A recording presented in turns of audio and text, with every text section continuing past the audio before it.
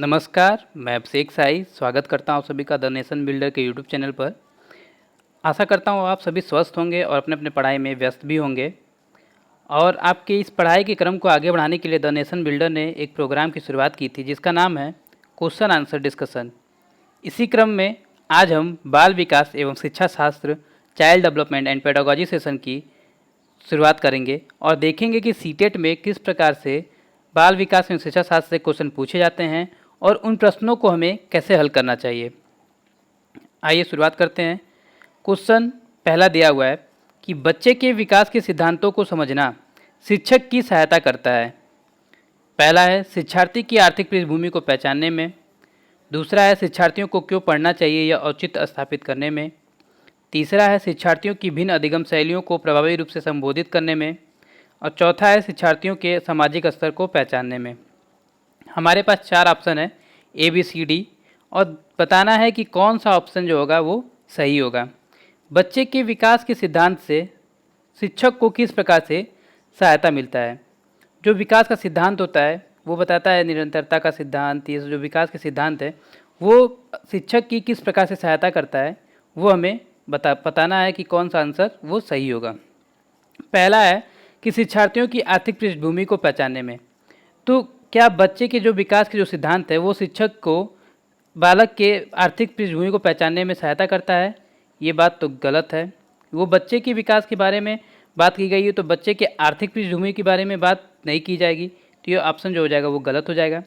दूसरा है शिक्षार्थियों को क्यों पढ़ना चाहिए, बालक को क्यों पढ़ना चाहिए, बालक के विकास के सिद्धांत से ये पता चलता है, ये बात भी जो है वो गलत हो जाएगी। तीसरा है शिक्षार्थियों की भिन्न भिन्न अधिगम शैलियों को प्रभावी रूप से संबोधित करने में।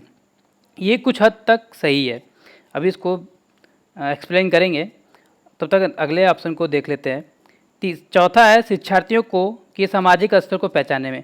सामाजिक स्तर भी इससे बालक के विकास के सिद्धांत से पता नहीं चलेगा, इसलिए ऑप्शन जो हो जाएगा वो गलत हो जाएगा। तो बच्चे के विकास के सिद्धांत को समझने के लिए शिक्षक को किस प्रकार सहायता करता है वो ऑप्शन जो सी है वो सही होगा। शिक्षार्थियों की भिन्न अधिगम शैलियों को प्रभावी रूप से संबोधित करने में। क्यों कि बच्चे का विकास के सिद्धांत से हमें ये पता चलता है कि प्रत्येक बालक की जो इंडिविजुअल डिफरेंस होता है, जो व्यक्तिगत भिन्नता होती है वो अलग अलग होती है और बालक जो होता है उन्हीं के अनुसार सीखता है। तो बच्चे के जो सीखने का तरीका भी होता है वो अलग अलग होता है। तो बच्चे के विकास के सिद्धांत से जो शिक्षक को हेल्प मिलती है वो बच्चे के भिन्न अधिगम शैलियों के बारे में पता चलता है। अगला क्वेश्चन है दिया हुआ है कि पुरुष स्त्रियों की अपेक्षा ज़्यादा बुद्धिमान होते हैं, यह कथन है। पहला है सही हो सकता है। दूसरा है लैंगिक पूर्वाग्रह को प्रदर्शित करता है। तीसरा है बुद्धि के सभी पक्षों के लिए सही होता है। चौथा है यह सभी सही है। हमारे पास 4 ऑप्शन है। बताना है कि पुरुष स्त्रियों की अपेक्षा ज़्यादा बुद्धिमान होते हैं, ये कथन है। कैसा कथन है? ऑप्शन पहला जो दिया हुआ है सही हो सकता है। क्या ये बात सही है कि पुरुष जो होते हैं वो महिलाओं की अपेक्षा ज़्यादा बुद्धिमान होते हैं? तो ये बात जो है गलत है। हो सकता है कि कोई पुरुष बहुत ज़्यादा बुद्धिमान है तो कोई महिला बहुत ज़्यादा बुद्धिमान होगी, ये बात जो है वो गलत हो जाएगी। तो इसी के साथ ऑप्शन नंबर डी भी गलत हो जाएगा कि ये सभी सही है। दूसरा है लैंगिक पूर्वाग्रह को प्रदर्शित करता है। हाँ, ये बात सही है। अगर कोई व्यक्ति ये कहता है कि पुरुष स्त्रियों की अपेक्षा ज़्यादा बुद्धिमान होते हैं तो उस व्यक्ति के रूढ़िबद्धता को क्या करता है? प्रदर्शित करता है। तो पुरुष स्त्रियों की अपेक्षा ज़्यादा बुद्धिमान होते हैं, यह लैंगिक पूर्वाग्रह को क्या करता है? प्रदर्शित करता है। बुद्धि के सभी पक्षों के लिए सही बात है, तो ये बात भी जो है गलत हो जाएगी। तो पुरुष स्त्रियों की अपेक्षा ज़्यादा बुद्धिमान होते हैं, यह कथन कैसा हो जाएगा? लैंगिक पूर्वाग्रह को प्रदर्शित करेगा, लैंगिक रूढ़िबद्धता को क्या करेगा? प्रदर्शित करेगा। अगला क्वेश्चन है दिया हुआ है कि अमन खिलौनों को तोड़ता है और उसके पुर्जों को देखने के लिए अलग अलग कर देता है, आप क्या करेंगे? पहला है उस पर हमेशा नज़र रखेंगे। दूसरा है उसके जिज्ञासु स्वभाव को प्रोत्साहित करेंगे और उसकी ऊर्जा को सही दिशा में संचालित करेंगे। तीसरा है उसे समझाएंगे कि खिलौनों को तोड़ना नहीं चाहिए। और चौथा है अमन को खिलौनों से कभी खेलने नहीं देंगे। तो देखिए, एक बच्चा है जो खिलौना पाता है तो उसको अलग अलग कर देता है, उसके सारे पार्ट को क्या करता है? अलग अलग कर देता है, जिससे पता चलता है कि बालक जो है जिज्ञासु स्वभाव का है। ठीक है, जिज्ञासु स्वभाव का है। तो जिज्ञासु स्वभाव का है तो बालक को क्या करेंगे हम? हमेशा जहाँ पे इससे भी पता चल गया कि बालक जो जिज्ञासु स्वभाव का तो उसके जिज्ञासु स्वभाव को प्रोत्साहित करेंगे और उसकी ऊर्जा को सही दिशा में संचालित करेंगे। लेकिन इसके लिए हम पता करेंगे ये कि पहला ऑप्शन जो दिया है कि उस पर हमेशा नज़र रखेंगे, तो ये बात नहीं करेंगे, क्योंकि बालक जो है जिज्ञासु स्वभाव का है और उस अगर बालक किसी खिलौने को तोड़ रहा है, उसकी पुर्जे अलग अलग कर दे रहा है देखने के लिए, अगर आप उस पर हमेशा नज़र रखेंगे तो क्या होगा, बालक के अंदर एक डर पैदा होगा। बालक जो होगा उसको दब्बू स्वभाव का हो जाएगा, जिससे उसका क्या होगा, व्यक्तित्व का विकास नहीं होगा। ठीक है, तो ये ऑप्शन पहला जो होगा वो गलत हो जाएगा। उसे समझाएंगे कि खिलौने को तोड़ना नहीं चाहिए। अगर आप उसको ये समझाएंगे कि खिलौना को नहीं तोड़ना चाहिए, तो जो उसका स्वभाव है जिज्ञासु वाला, वो क्या हो जाएगा, दबने लगेगा। तो ऑप्शन नंबर जो तीसरा है वो भी जो हो जाएगा वो गलत हो जाएगा। चौथा है अमन को खिलौने से कभी खेलने ही नहीं देंगे, तो ये बात भी जो है वो आपका गलत हो जाएगा। तो क्या करेंगे, अमन को खिलौने को तोड़ता है और उसके पुर्जे को अलग अलग करके देखना चाहता है, तो वो जिज्ञासु स्वभाव का है, तो उसकी जिज्ञासु स्वभाव क्या करेंगे, प्रोत्साहित करेंगे और उसको उस ऊर्जा को हम क्या करेंगे, सही रूप में संचालित करेंगे। बालक को जब हम प्रोत्साहित करते हैं, उसके जिज्ञासु स्वभाव को प्रोत्साहित करते हैं, तो बालक के अंदर नए नए तथ्यों को जानना, नए नए अवधारणाओं को बनाने लगता है, वो नए उसके परिणामों को जानने लगता है। तो उसको प्रोत्साहित करना चाहिए, जिससे उसके अंदर ये सब गुण डेवलप होने लगते हैं। वो अवधारणाओं को खुद बनाने लगता है, वो उसके तथ्यों को समझने लगता है। आइए क्वेश्चन नंबर नेक्स्ट पे देखते हैं। दिया है क्रिस्टीना अपनी कक्षा को क्षेत्र भ्रमण पर ले जाती है और वापस आने पर अपने विद्यार्थियों के साथ भ्रमण पर चर्चा करती है। यह की डैश की ओर संकेत करता है।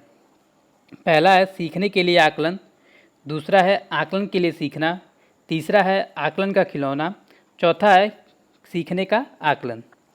तो सीखने का खिलौना जो है ऑप्शन, ये तो बिल्कुल पहले ही गलत हो जाएगा। सीखने का आकलन भी ये नहीं है।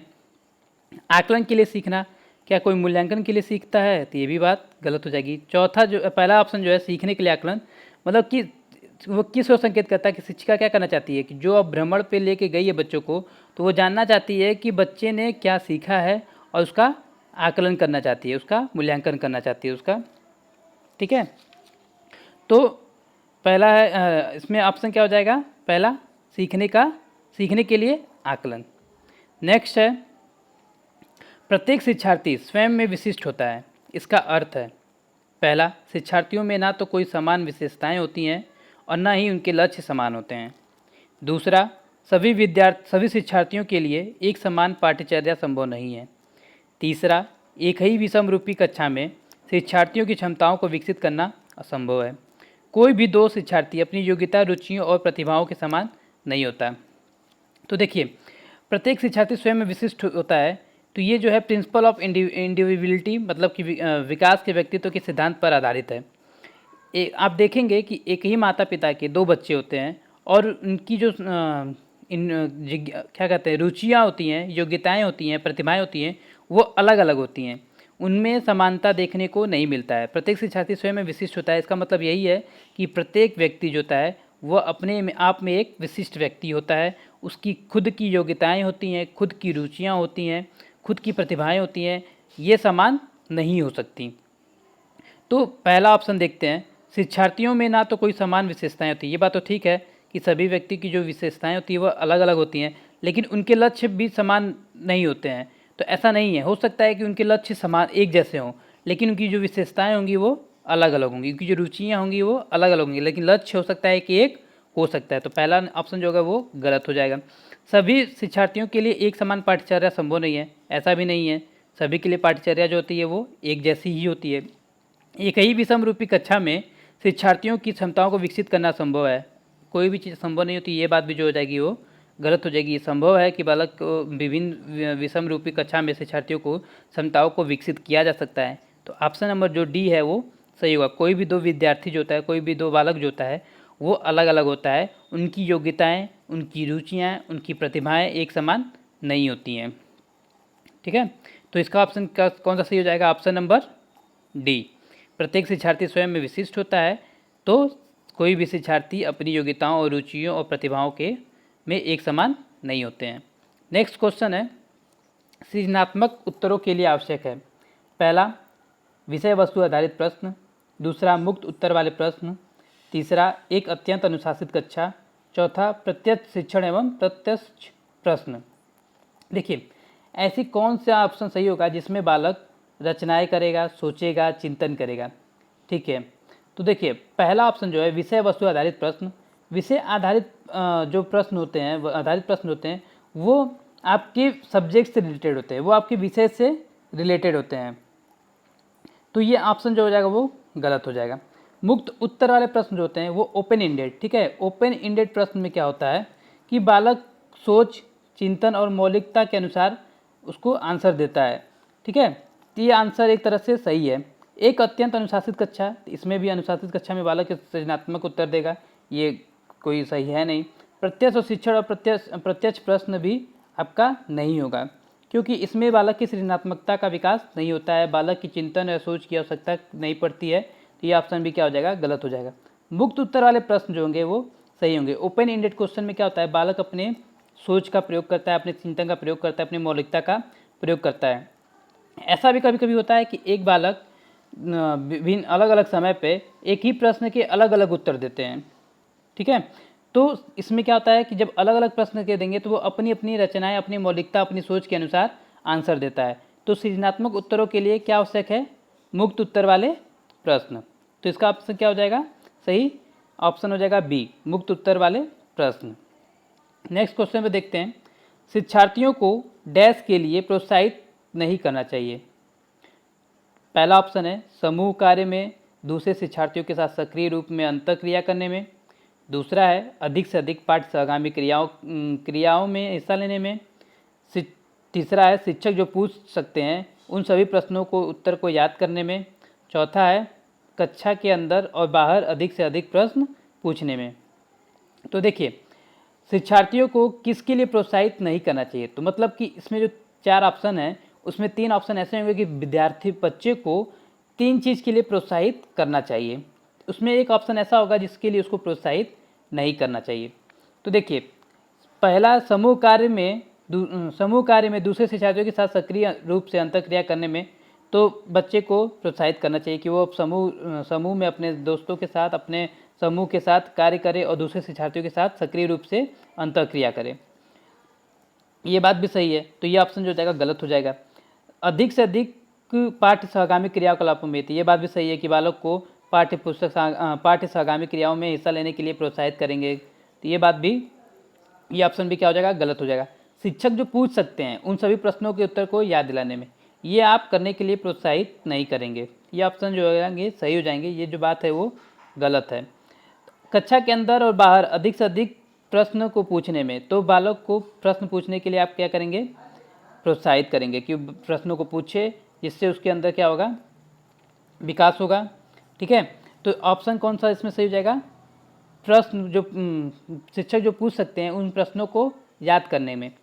देखिए कभी कभी देखिए जो याद करने वाले जो शब्द होते हैं वो निगेटिव शब्द होते हैं, नकारात्मक वाक्य होते हैं, तो कभी कभी आप ऑप्शन को पढ़ के भी डायरेक्ट आंसर लगा सकते हैं कि शिक्षार्थियों के लिए शिक्षार्थियों को डैश के लिए प्रोत्साहित नहीं करना चाहिए। तो देखिए आप जब पढ़ेंगे तो पता चला याद करने के लिए प्रोत्साहित नहीं करेंगे, तो ये ऑप्शन जो हो जाएगा वो आपका डायरेक्ट सही हो जाएगा। कभी भी जहाँ पे भी लर्न की बात आ जाएगी, रटवाने की बात आ जाएगी, याद कराने की बात आ जाएगी, तो वो ऑप्शन जो हो जाएगा आपका नकारात्मक शब्द में आएंगे। तो यहाँ पूछा भी है कि प्रोत्साहित नहीं करेंगे, तो नहीं करने की बात हो जाएगी, तो शिक्षक जो पूछ सकते हैं उन प्रश्नों को याद कराने की या रटवाने की बात करेगा तो वो नहीं करेंगे। अगला क्वेश्चन जो है दिया हुआ है, निम्नलिखित में से कौन सा रचनात्मक आकलन के लिए उचित उपकरण नहीं है। ऐसा कौन सा आंसर होगा जिसमें आप रचनात्मकता का आकलन नहीं कर सकते, रचनात्मकता का क्या कर सकते हैं, आकलन नहीं कर सकते, ऐसा कौन सा उपकरण है। तो पहला ऑप्शन जो है मौखिक प्रश्न, दूसरा है सत्य परीक्षा, तीसरा है प्रश्न उत्तरी और खेल, और चौथा है दत्तकार। किसमें रचनात्मक आकलन के लिए उचित उपकरण जो कौन सा नहीं है, तो देखिए कौन सा नहीं है, मौखिक प्रश्न, ओरल क्वेश्चन जो है वो रचनात्मक आकलन का उपकरण नहीं है। और सत्य परीक्षा में क्या होता है कि आप आकलन कर सकते हैं कि बालक की शैक्षिक उपलब्धियां कैसी हैं। प्रश्न उत्तरी और खेल और दत्त कार्य जो होता है वो इसमें बालक का रचनात्मक तो आकलन होता ही है। ठीक है, बालक खेल खेल में भी रचनात्मक कार्य कर सकता है, दत्त कार्य भी दिया जाता है तो घर के लिए कार्य में भी वो रचनात्मक कार्य कर सकता है। तो मौखिक परीक्षा जो होगा इसका ऑप्शन वो जिसमें रचनात्मक आकलन नहीं किया जा सकता है। और प्रश्न उत्तरी और खेल और दत्त कार्य में बालक क्या करता है, स्वयं का आकलन भी कर सकता है। इसमें बालक स्वयं का आकलन भी कर सकता है। ठीक है, तो इसका ऑप्शन क्या हो जाएगा, ए। निम्नलिखित में से कौन सा रचनात्मक आकलन के लिए उचित उपकरण नहीं है, वो कौन सा हो जाएगा उपकरण, मौखिक प्रश्न। मौखिक प्रश्न के द्वारा रचनात्मक आकलन नहीं किया जा सकता है। अगले क्वेश्चन पे आते हैं। दिया हुआ है भारतीय समाज को बहुभाषिक विशेषता को डैश देखा जाना चाहिए। पहला है विद्यालय जीवन को समृद्ध बनाने के संसाधन के रूप में। दूसरा है विद्यार्थियों को सीखने के लिए अभिप्रेरित करने हेतु शिक्षक योग्यता की चुनौती के रूप में। तीसरा है शिक्षार्थियों के लिए विद्यालय जीवन के एक जटिल अनुभव के रूप में बनाने के एक कारक के रूप में। चौथा है शिक्षक अधिगम प्रक्रिया के में बाधा के रूप में। देखिए बहुभाषिक विशेषता जो होती है वो ये होती है कि भारत में बहुत सी भाषाएं होती हैं, बहुत सी बोलियां हैं। तो भारतीय समाज को बहुभाषिक विशेषता के रूप में जब देखेंगे तो ये क्या है, एक संसाधन के रूप में देखेंगे। और शिक्षक की चुनौती के रूप में देखेंगे, ये बात जो है आपका गलत हो जाएगा। और एक शिक्षार्थियों के विद्यालय जीवन के एक जटिल अनुभव के रूप में भी हम इसको नहीं देखेंगे। एक जटिल अनुभव ये है नहीं। शिक्षक अधिगम प्रक्रिया में बाधा, यह शिक्षण अधिगम प्रक्रिया में ये बाधा का भी एक कारक नहीं होता है। देखिए भारत में बहुत सी विविधता हैं, ठीक है, बहुत सी विविधताएँ, बहुत सी बोलियाँ हैं, बहुत सी भाषाएँ हैं। तो जब आप एक कक्षा में बहुभाषिक विशेषता के बारे में बताते हैं तो बालक एक ही जगह पे भारत की विविधता के दर्शन कर लेता है। वो भारत की विविधता के बारे में जान जाता है कि भारत में अलग अलग जाति धर्म के लोग रहते हैं, बहुत सी अधिक अलग अलग बोलियां बोली जाती हैं। तो वो क्या करता है, भारत की विविधता के दर्शन कर लेता है और मतलब कि हर चीज़ के भारत की विविधता के बारे में जान जाता है। तो भारतीय समाज को बहुभाषिक विशेषता को किस रूप में देखना चाहिए, एक समृद्ध साधन के रूप में देखना चाहिए। अगला क्वेश्चन क्या है, देखते हैं। विद्यार्थियों को सीखने में जो रिक्तियाँ रह जाती हैं उनके निदान के बाद डैश होना चाहिए। जब बालक को सिखाते हैं तो उसमें जो रिक्तियाँ रह जाती हैं, जो कमियाँ रह जाती हैं, और जब उनका निदान करते हैं तो उनको उसके निदान के बाद क्या करना चाहिए। तो ऑप्शन ये है सघन अभ्यास कराना चाहिए। तो सिर्फ अभ्यास कराएंगे ये बात भी जो है आपका गलत हो जाएगा। सभी पाठों को व्यवस्थित रूप से दोहराना चाहिए, ये बात भी हम उसको नहीं करने देंगे।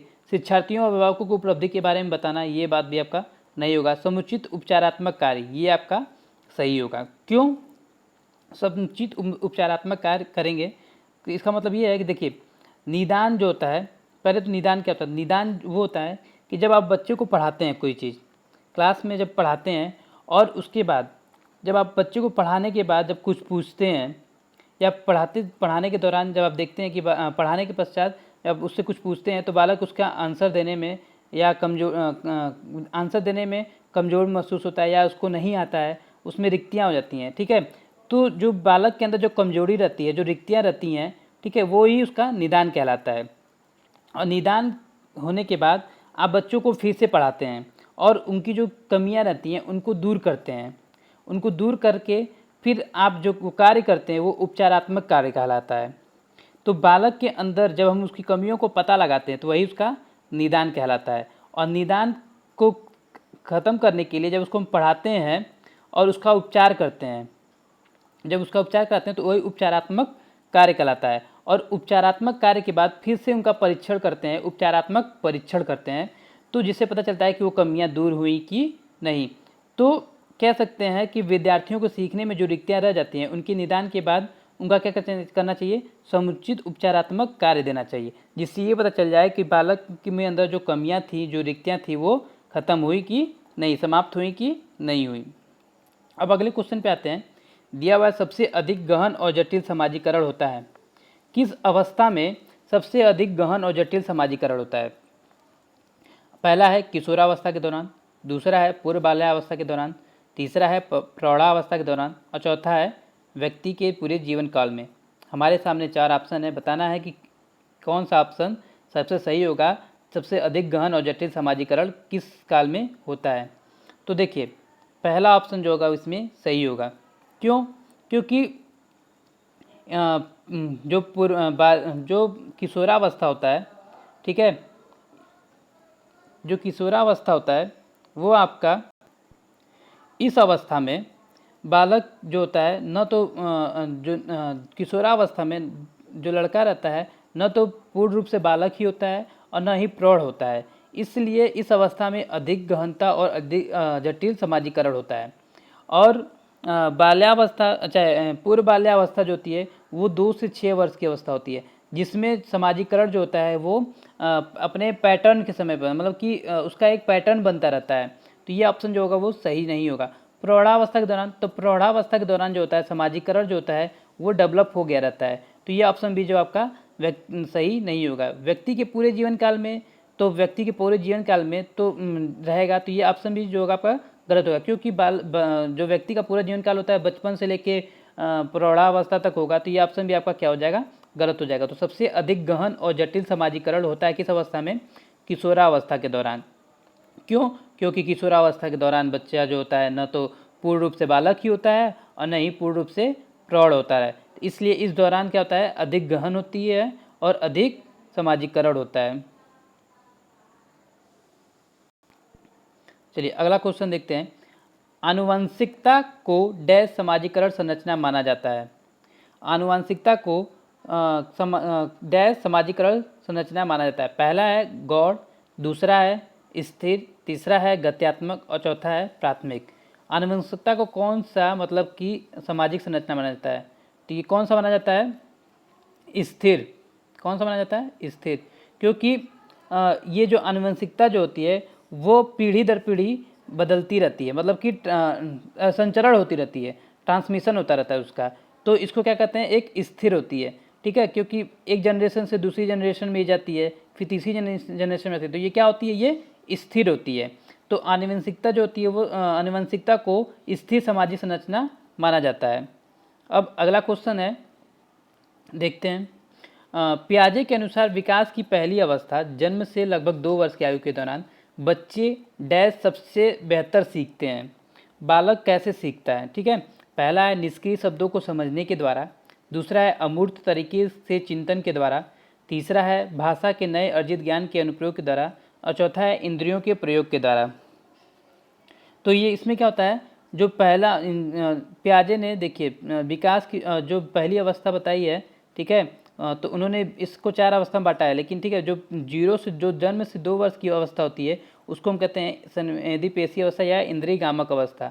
ठीक है, तो पियाजे के अनुसार विकास की पहली अवस्था इसमें दे दिया है कि जन्म से 2 वर्ष। तो जन्म से 2 वर्ष कौन सी होती है, इंद्रियों के प्रयोग द्वारा बालक इसमें सीखता है। पहले बच्चा इंद्रियों का प्रयोग करता है और अपने वातावरण को क्या करता है, समझता है।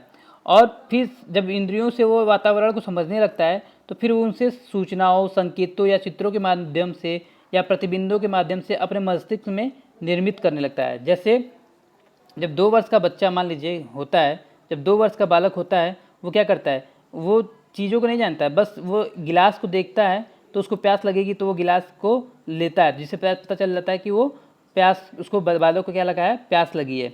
ठीक है, तो वो चित्रों के माध्यम से, प्रतिबिंबों के माध्यम से वो जानता है। ठीक है, बच्चों को आप खुद तालियां बजाते हैं तो तालियां बजा कहते हैं बच्चों ताली बजाओ, तो वो संकेत सीखता है कि हमको ऐसे ताली बजाना है। तो बालक क्या करता है, इंद्रियों के प्रयोग से वो क्या करता है, सीखने लगता है। तो पियाजे के अनुसार विकास की पहली अवस्था जन्म से लगभग 2 वर्ष की आयु के दौरान बच्चे इंद्रियों के प्रयोग द्वारा सबसे बेहतर तरीके से सीखते हैं। इसका ऑप्शन क्या हो जाएगा, डी। ठीक है, जब आप पियाजे को पढ़ेंगे तो आप खुद समझ जाएंगे जन्म से 2 वर्ष, तो आपको पूरा ऑप्शन पढ़ने की जरूरत नहीं है। पहले ही अवस्था में क्या होता है, बच्चा इंद्रियों के द्वारा सीखता है, संवेदी पेशी अवस्था के द्वारा सीखता है। इसलिए ऑप्शन नंबर ए जो डी होगा वो सही हो जाएगा। अगला क्वेश्चन है, निम्नलिखित में से कौन सा समझ के लिए शिक्षण को प्रदर्शित नहीं करता? पहला है नियम कैसे काम करता है, इसे स्पष्ट करने हेतु उदाहरण उपलब्ध कराने के लिए विद्यार्थी को पढ़ाना। दूसरा है समानता और अंतर देखने और सादृश्यता स्थापित करने के लिए विद्यार्थियों को सहायता करना। तीसरा है विद्यार्थियों को एकाकी तथ्यों और प्रतिक्रियाओं को याद करने के लिए योग्य बनाना। चौथा है परिघटना या अवधारणा को अपने शब्दों में अभिव्यक्त करने के लिए विद्यार्थियों को कहना। हमारे पास 4 ऑप्शन है और बताना है कि कौन सा समझ विकसित करने के लिए नहीं है। देखिए यहाँ पे नहीं, सबसे ध्यान देने वाली बात क्या है, इसमें बोला है कि नहीं, तो समझ किस में विकसित नहीं होगा? देखिए कौन सा समझ के लिए शिक्षण को प्रदर्शित नहीं करता है, समझ के लिए कौन सा प्रदर्शित नहीं करता है, किसमें समझ जो होगी डेवलप नहीं होगी। तो नियम कैसे काम करता है इसे स्पष्ट करने के लिए उदाहरण जब देंगे तो विद्यार्थियों को क्या होगा, उदाहरण देकर जब पढ़ाएंगे तो बालक के अंदर क्या होगा, समझ विकसित होगा कि नहीं होगा। तो ये ऑप्शन जो होगा वो सही हो जाएगा, इसलिए ये ऑप्शन गलत हो गया। ये बात कथन सही है तो ये ऑप्शन जो है गलत हो जाएगा। इसमें हमें गलत कथन को चयन करना है। समानता और अंतर देखने के लिए, सादृश्यता स्थापित करने के लिए विद्यार्थियों को सहायता करती हैं। तो इसमें भी जब बालक अंतर करना सीख जाएगा, सादृश्यता स्थापित करना सीख जाता है, तो बालक जो है उसके अंदर समझ स्थापित होने लगती है। ठीक है, तो ये भी आप जो कथन जो है वो सही है, इसलिए ऑप्शन ये जो हो जाएगा गलत हो जाएगा। विद्यार्थियों को एकाकी तथ्यों और प्रतिक्रियाओं को याद करने के योग्य बनाना। अभी हम बताया था जहाँ लर्न करने की बात कही जाएगी वो कथन क्या हो जाएगा, आपका गलत हो जाएगा। इसलिए यहाँ पे नहीं पूछा हुआ है तो इसलिए कथन जो हो जाएगा का सही हो जाएगा। फिर क्या है, परिघटना या अवधारणाओं को अपने शब्दों में अभिव्यक्त करने के लिए विद्यार्थियों को कहना। ये बात जो है आपका, ये बात भी जो है, ये कथन भी जो है आपका सही है, इसलिए ये आपका गलत हो जाएगा। देखिए इसमें क्या होता है कि समझ बनाने के लिए सृजनात्मक चिंतन की और तर्क वितर्क अंतर करना ये आना चाहिए। बालक के अंदर समझ कब विकसित होगा, बालक के अंदर समझ कब विकसित होगा, जब वह किसी चीज़ के बारे में चिंतन करेगा या अंतर निकाल पाएगा, तर्क वितर्क कर पाएगा, तो ये जब कह सकते हैं कि बालक के अंदर समझ क्या है, विकसित हो गई है। तो यही चीज़ है कि जब आप याद करने के लिए कहेंगे, लर्न की बात करेंगे, तो ये चीज़ क्या हो जाएगी, आपकी गलत हो जाएगी। तो इसका ऑप्शन क्या हो जाएगा, सी सही हो जाएगा। निम्नलिखित में से कौन सा समझ के लिए शिक्षण को प्रदर्शित नहीं करता है, वो ये है कि विद्यार्थियों को एकाकी तथ्यों और प्रतिक्रियाओं को याद करने के लिए योग्य बनाना। अब नेक्स्ट क्वेश्चन पे आते हैं।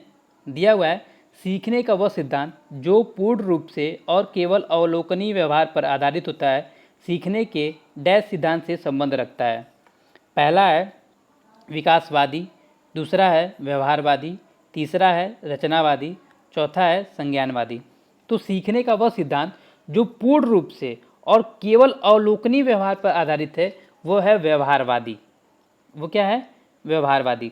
व्यवहार में परिवर्तन ही सीखना कहलाता है। जो सीखना है व्यवहार में परिवर्तन ही कहता है, सीखना कहलाता है। और मनोविज्ञान में सीखना केवल वही परिवर्तन होता है जिसमें आप अभ्यास से, अनुभव के द्वारा आप सीखते हैं। ठीक है, तो अनुभव और व्यवहार के द्वारा कब सीखते हैं आप, तो अनुभव और अभ्यास द्वारा कब सीखते हैं, जब आप व्यवहार में वो चीज़ आती है तो आप सीखते हैं। तो सीखने का वह सिद्धांत जो पूर्ण रूप से और केवल अवलोकनीय व्यवहार पर आधारित है, तो सीखने के किस सिद्धांत से है, वो है व्यवहारवादी सिद्धांत से। ठीक है, अब नेक्स्ट क्वेश्चन पे आते हैं। एक शिक्षिका अपनी कक्षा के प्रतिभाशाली बच्चों की योग्यता की उपलब्धि चाहती है। अपने उद्देश्य की प्राप्ति के लिए उसे निम्नलिखित में से क्या नहीं करना चाहिए। इसमें बोला है कि एक जो शिक्षिका है वो अपने बच्चे के, प्रतिभाशाली बच्चे को योग्य उपलब्धि चाहती है, कि वो चाहती है कि उसका जो बालक है प्रतिभाशाली बने। ठीक है, तो उसको क्या नहीं करना चाहिए, तो मतलब कि बाकी 3 करना चाहिए, एक चीज़ जो होगी वो नहीं करनी चाहिए। तो पहला दिया हुआ है कि तनाव का नियंत्रण करना सिखाना। दूसरा है विशेष ध्यान के लिए उन्हें उनके समकक्षी से अलग करना। तीसरा है उनकी सृजनात्मकता को समृद्ध करने के लिए उन्हें चुनौती देना। और चौथा है गैर शैक्षणिक गतिविधियों में आनंद लेना सिखाना। ठीक है, तो हमारे पास 4 ऑप्शन है, हमें उनको क्या नहीं करना चाहिए। उनको प्रतिभाशाली बच्चों की योग्यता को उपलब्धि चाहती है और चाहती है कि उसको क्या नहीं करें।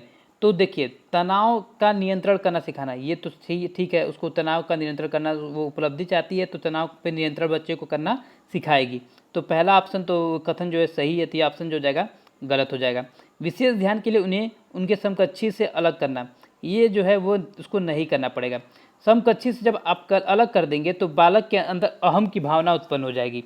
ठीक है, बालक को लगेगा कि वो प्रतिभाशाली है, वो सबसे भिन्न है, वो सबसे अलग है, वो दूसरों से अलग है। ठीक है, या तो उसके अंदर ये हो जाएगा कि हीन की भावना आ जाएगी और या तो उसके अंदर अहम की भावना आ जाएगी। बालक एक दूसरे से क्या करेगा, मतलब कि दूसरे बच्चे से क्या करने का भेदभाव करने लगे, इसलिए ये काम उसको नहीं करना चाहिए। तो ऑप्शन बी जो है वो सही है। उसकी सृजनात्मकता को समृद्ध करने के लिए उन्हें चुनौती देना, हाँ चुनौती देंगे तो बालक क्या होगा, वो सीखेगा। तो ये कथन भी जो है सही है। गैर शैक्षणिक गतिविधियों में आनंद लेना सिखाएंगे, तो ये जो है कि बालक को आनंद लेना भी सिखाएंगे। कोई ज़रूरी नहीं कि उसको शैक्षणिक की चीज़ ही सिखाई जाए, उसको गैर शैक्षणिक चीज़ों के माध्यम से भी उसको सिखाया जा सकता है। उससे बालक के सृजनात्मकता का विकास हो सकता है, बालक के अंदर अन्य डेवलप चीज़ें विकास हो सकती हैं, बौद्धिक विकास होता है। ठीक है, तो ये आपका ये कथन भी जो है सही है। तो कौन सा सही हो जाएगा इसमें आंसर? वो हो जाएगा आपका बी। कौन सा ऑप्शन सही हो जाएगा? बी। एक शिक्षिका अपनी कक्षा के प्रतिभाशाली बच्चों को योग्यता की उपलब्धि चाहती है, अपने उद्देश्य की प्राप्ति के लिए उसे क्या नहीं करना चाहिए? विशेष ध्यान के लिए उसे समकक्षी से अलग नहीं करना चाहिए। आइए अब अगले क्वेश्चन पे आते हैं, देखते हैं अगला क्वेश्चन क्या है। दिया है कि छोटे शिक्षार्थियों में निम्नलिखित में से कौन सा लक्षण पठन कठिनाई का नहीं है? ऐसा कौन सा लक्षण है जो पठन कठिनाई का नहीं है? पहला है पठन गति और प्रवाह में कठिनाई, दूसरा है शरीर शब्दों और विचारों को समझने में कठिनाई, तीसरा है सुसंगत वर्तनी में कठिनाई, और चौथा है वर्ड एवं शब्द पहचानने में कठिनाई। तो बताना है कि छोटे शिक्षार्थियों में निम्नलिखित में से कौन सा लक्षण पठन कठिनाई का नहीं है। तो कौन सा लक्षण जो है पठन कठिनाई का नहीं है? तो क्या पठन गति और प्रवाह में कठिनाई, ये जो है आपका पठन कठिनाई का नहीं है। क्यों? जो पठन की जो गति है और प्रवाह है वो आपका इससे रिलेटेड नहीं है, मतलब कि पठन कठिनाई का नहीं है। और दूसरा देखते हैं तब तक शब्दों और विचारों को समझने में कठिनाई। जब बालक शब्दों और विचारों को नहीं समझता है तो उसको पढ़ने में क्या होगी? कठिनाई उत्पन्न होगी। सुसंगत वर्तनी में कठिनाई, जब उसको वर्तनी नहीं समझ में आएगी तो उसको उसमें पढ़ने में क्या होगी? कठिनाई होगी। ये भी सही है, ये भी सही है। वर्ड और शब्दों को पहचानने में, जब बालक वर्ड और शब्दों को पहचान नहीं पाएगा तो उसको पढ़ने में क्या होगी? कठिनाई उत्पन्न होगी। लेकिन पठन में गति और प्रवाह जो है वो कठिनाई नहीं है, ये जो है एक विकार है, पढ़ने में कठिनाई नहीं है। जो पठन में जो गति है और प्रवाह में जो कठिनाई है वो उसकी एक विकार है। ठीक है, यह जो है आपके पढ़ने की जो धीमी गति होती है वो पठन कठिनाई में क्या होती है? वो सम्मिलित नहीं होती है। तो छोटे शिक्षार्थियों में निम्नलिखित में से कौन सा लक्षण पठन कठिनाई का नहीं है? वो ये है कि पठन गति और प्रवाह में कठिनाई जो है वो आपका पठन कठिनाई में नहीं आती है। अगला क्वेश्चन देखते हैं, निम्नलिखित में से कौन सी विशेषता आंतरिक रूप से अभिप्रेरित बच्चों के लिए सही नहीं है? कौन सी विशेषता है जो आंतरिक रूप से अभिप्रेरित बच्चों के लिए सही नहीं है?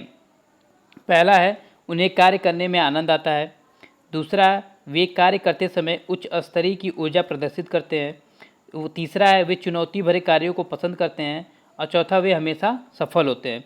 देखिए, जब बच्चा आंतरिक रूप से अभिप्रेरित होगा तो उन्हें कार्य करने में क्या होगा? आनंद आएगा।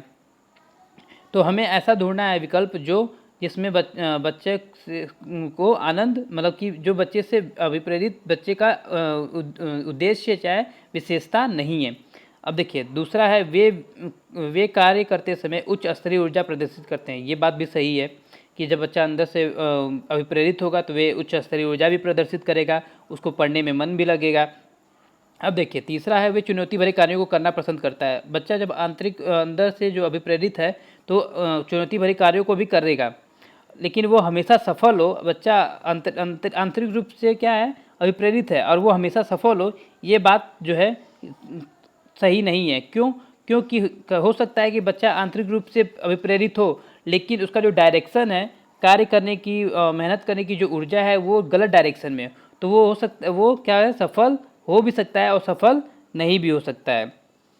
ठीक है, तो ये जरूरी नहीं है कि जो आंतरिक रूप से अभिप्रेरित होगा वह हमेशा हर कार्य में सफल ही हो।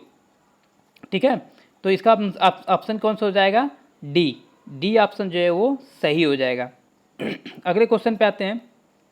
दिया है कि शिक्षार्थियों का आत्मनियमन डैश की ओर संकेत करता है।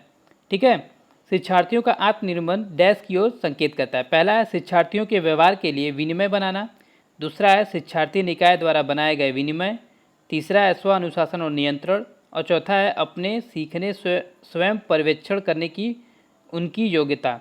कौन सा है जो शिक्षार्थियों का आत्मनियमन डैश की ओर संकेत करता है? ठीक है, तो इसका क्या हो जाएगा? जब आप इसका जो होगा अपने सीखने स्वयं पर्यवेक्षण करने की जो उनकी योग्यता है वह जो है आत्मनियमन, मतलब कि जिसमें व्यक्ति खुद से क्या होता है? प्रेरित होता है, खुद से निर्देशित होता है, कार्य करने के लिए वो खुद सीखता है। ठीक है, जब बच्चा स्वयं निर्देशित होगा, खुद स्वयं दिशा निर्देशित होगा और स्वयं कार्य सीखने के लिए सीखने के लिए तत्पर रहता है, उसी को हम आत्मनियमन कहते हैं। ठीक है, तो अपने सीखने स्वयं पर्यवेक्षण करने की उनकी योग्यता जो होती है, जिसमें बालक स्वयं दिशा निर्देशित होता है। ठीक है, स्व अनुशासन नियंत्रण में बालक जरूरी नहीं है कि वो आत्म निर्देशित हो। ठीक है, ये भी ऑप्शन जो है गलत होगा। शिक्षार्थी निकाय द्वारा बनाए गए विनिमय, ये ऑप्शन जो है गलत है। शिक्षार्थियों के व्यवहार के लिए विनिमय बनाना, तो कोई दूसरा विनिमय बनाएगा तो बालक स्व आत्मनियमन नहीं हो सकता है। तो ऑप्शन नंबर डी जो होगा वो सही होगा। शिक्षार्थी का आत्मनियमन की ओर डैश की ओर संकेत करता है। तो किसकी ओर संकेत करता है? अपने सीखने स्वयं पर्यवेक्षक करने की उनकी योग्यता। मतलब यही है कि आत्मनियमन जो होता है, जब बालक स्वयं दिशा निर्देशित होते हैं, ठीक है, और किसी कार्य को करते हैं, तब वो उसी को हम आत्मनियमन कहते हैं। ठीक है, अब अगले क्वेश्चन पे आते हैं।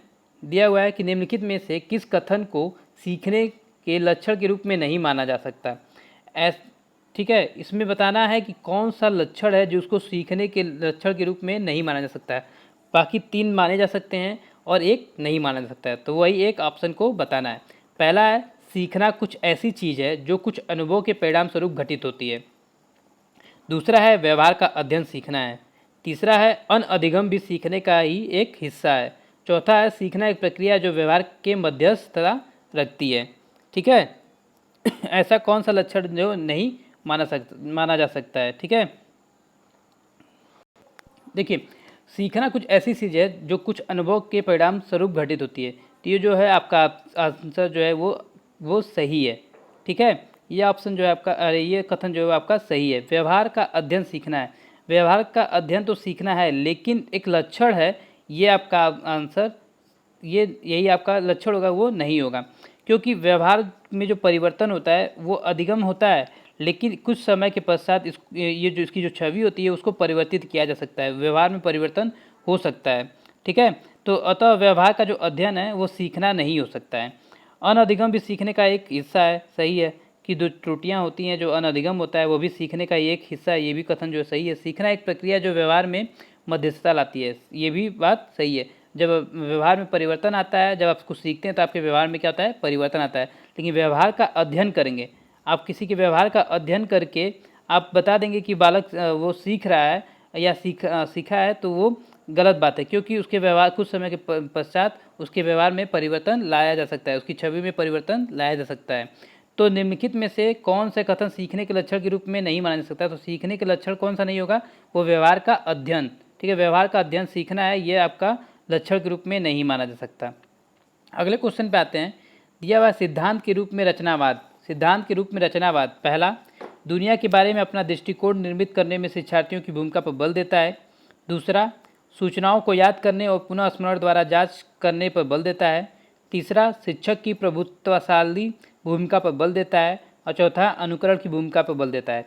4 ऑप्शन है जिसमें बताना है कि सिद्धांत के रूप में रचनावाद सिद्धांत के रूप में रचनावाद क्या है। ठीक है, तो दुनिया के बारे में अपने दृष्टिकोण निर्मित करने में शिक्षार्थियों की भूमिका पर बल देता है। ये चीज़ तो सिद्धांत के रूप में रचनावाद, ये तो चीज़ तो सही है कि दुनिया के बारे में अपना दृष्टिकोण निर्मित करने के लिए शिक्षार्थियों की भूमिका पर बल देता है कि बालक अपना दृष्टिकोण दुनिया के बारे में निर्मित करे। सूचनाओं को याद करने और पुनः, देखिए, याद करने की बात जो होती है वो हमेशा नेगेटिव होती है, पुनः स्मरण जो होती है वो आपका गलत हो जाएगा। शिक्षक की प्रभुत्वशाली भूमिका पर बल देता है, तो शिक्षक की प्रभुत्वशाली भूमिका पर बल देंगे तो ये भी आपका आंसर जो है गलत है। आज के समय में जो है वो बाल केंद्रित शिक्षा दी जाती है। ठीक है, और चौथा है अनुकरण की भूमिका पर केंद्रित। अनुकरण की भूमिका पर भी ये केंद्रित नहीं है। देखिए, जो रचनावाद है, जो कंस्ट्रक्टिविज्म है, वो सीखने का वो सिद्धांत होता है। ठीक है, जिसमें शिक्षार्थी अपने ज्ञान की रचना एवं निर्माण वातावरण से करता है। ठीक है, ज्ञान का जो निर्माण करता है वो रचना और निर्माण वातावरण से अंतःक्रिया से करता है, जिसमें क्या होता है? बालक क्या करता है? बाल केंद्रित शिक्षा का समर्थन करता है। ठीक है, जो रचनावाद है वो बाल केंद्रित शिक्षा को बल देता है।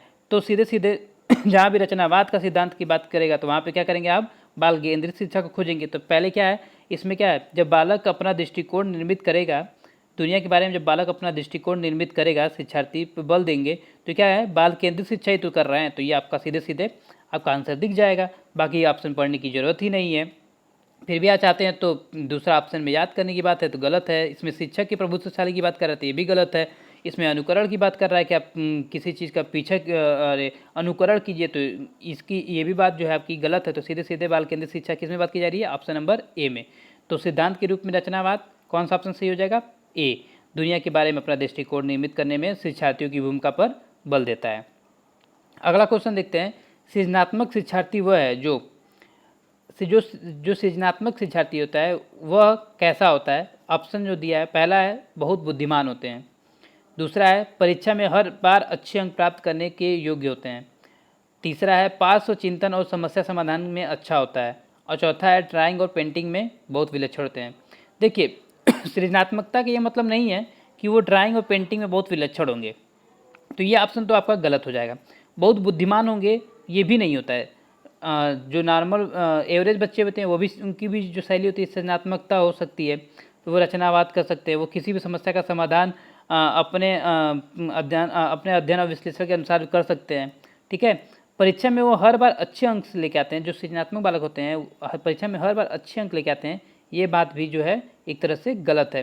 पास और चिंतन और समस्या समाधान में अच्छा होता है। ठीक है, जो सृजनात्मक बालक होते हैं उनकी यही विशेषता होती है, जैसे हमने बताया ना कि वो किसी भी समस्या का समाधान अपने पहलू के अध्ययन के करते हैं, अपने विश्लेषण के हिसाब से करते हैं। वो मतलब कि किसी भी समस्या का समाधान के लिए उसका क्या कहते हैं, सृजनात्मक करते हैं, रचना करते हैं, कि वो उस समस्या को पहले समझते हैं फिर उनका समाधान करते हैं। ठीक है, तो इसका क्या होगा, सृजनात्मक शिक्षार्थी वो होता है जो क्या नाम है, पास लेटरल चिंतन और समस्या समाधान में अच्छा होता है, वही सृजनात्मक बालक होता है। तो इसका ऑप्शन क्या हो जाएगा, ऑप्शन नंबर सी। अब नेक्स्ट क्वेश्चन देखते हैं, अवधारणाओं का विकास मुख्य रूप से डैश का हिस्सा है। अवधारणाओं का विकास मुख्य रूप से डैश का हिस्सा है। पहला बौद्धिक विकास का, दूसरा शारीरिक विकास का, तीसरा सामाजिक विकास का, और चौथा संवेगात्मक विकास का।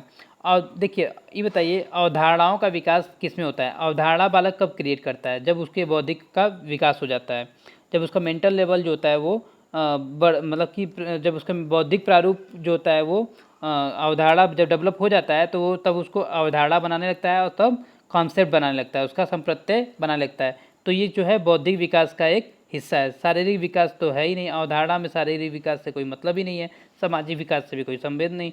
संवेगात्मक विकास जो होता है इमोशंस होते हैं, तो इससे भी आपका अवधारणा का कोई रिलेशन नहीं है। तो अवधारणाओं का विकास मुख्य रूप से डैश का हिस्सा है, तो किसका हिस्सा है, तो बौद्धिक विकास का। आप सब जब आप बताइए कि बालक कब अपना कॉन्सेप्ट बनाएगा और कब अपना अवधारणा बनाएगा, जब वो उसके बौद्धिक विकास जब हो जाते हैं, तो वो जब उसका बौद्धिक विकास हो जाएगा तो वो अपने अवधारणा खुद बनाने लगेगा अपना, मतलब कि वो अवधारणाओं का जो विकास मुख्य रूप से होगा वो बौद्धिक विकास का ही एक हिस्सा होता है। अब अगले क्वेश्चन पे आते हैं, दिया हुआ है व्यक्तिगत शिक्षार्थी एक दूसरे से डैश में भिन्न होते हैं। जो व्यक्तिगत जो इंडिविजुअल डिफरेंस होता है वो एक दूसरे से किस रूप में भिन्न होते हैं। पहला है विकास की दर में, विकास के क्रम में, तीसरा है विकास के समान क्षमता में, चौथा है बुद्धि एवं विकास के सिद्धांतों के अतिरिक्त। तो हमारे पास चार ऑप्शन है, ए बी सी डी बताना है कि जो इंडिविजुअल डिफरेंस होते हैं एक दूसरे में किस प्रकार से भिन्न होते हैं। तो पहला ऑप्शन जो है विकास के दर में, तो हाँ बालक का जो विकास का दर जो होता है वो अलग अलग होता है। वैयक्तिक भिन्नता यही कहलाता है, इंडिविजुअल डिफरेंस यही कहता है कि बालक का जो विकास का जो दर होता है वो अलग लोगों में अलग अलग तरह से होता है। ठीक है, किसी में हो सकता है कि शारीरिक विकास पहले हो जाए, किसी में मानसिक विकास पहले हो जाए। तो ये जो विकास है, विकास के जो दर है वो अलग अलग हो सकती है। विकास के क्रम में, तो विकास के क्रम में जो है वो नहीं होगा। विकास की समान क्षमता में ये भी नहीं है, और वृद्धि और विकास के सिद्धांतों के अतिरिक्त, इन दोनों को छोड़ देंगे तो होएगा नहीं। तो ये ऑप्शन नंबर डी तो सीधे ही गलत हो जाएगा। तो व्यक्तिगत शिक्षार्थी एक दूसरे से किस में अलग होते हैं, वो विकास के दर में। तो इसका आंसर कौन सा सही हो जाएगा, उसका आंसर सही होगा ए। व्यक्तिगत शिक्षार्थी एक दूसरे से विकास के दर में क्या होते हैं, भिन्न होते हैं। अब अगला क्वेश्चन देखते हैं कि बच्चे के उचित विकास को सुनिश्चित करने के लिए उसका स्वस्थ शरीर विकास के एक महत्वपूर्ण पूर्व आवश्यकता है। यह कथन है, पहला है गलत हो सकता है क्योंकि विकास नितांत व्यक्तिगत मामला है, दूसरा है सही है क्योंकि विकास क्रम में शारीरिक विकास सबसे पहले स्थान पर आता है, तीसरा है सही है क्योंकि शारीरिक विकास विकास के अन्य पक्षों के साथ अंतर्संबंध है। चौथा है गलत है क्योंकि शारीरिक विकास विकास के अन्य पक्षों को किसी भी प्रकार से प्रभावित नहीं करता। तो इसका आंसर क्या हो जाएगा कि बच्चे के उचित विकास को सुनिश्चित करने के लिए, बच्चे के उचित विकास को क्या करना है, सुनिश्चित करना है कि इसके लिए उसका स्वस्थ विकास शारीरिक विकास एक दूसरे को पूर्व आवश्यकता है। ठीक है, गलत हो ही नहीं सकता। ठीक है, क्योंकि विकास नितांत व्यक्तिगत है, ये गलत है। सही है क्योंकि विकास का क्रम शारीरिक विकास सबसे पहले आता है, ये भी बात गलत है कि शारीरिक विकास पहले आता है, ये भी गलत हो जाएगा। सही है क्योंकि शारीरिक विकास विकास के अन्य पक्षों के साथ अंतःक्रिया, ये बात तो सही है कि क्योंकि ये शारीरिक विकास जो होता है विकास के अन्य पक्षों जैसे शारीरिक विकास, मानसिक विकास, संवेगात्मक विकास एक दूसरे से क्या होते हैं, अंतर संबंधित होते हैं।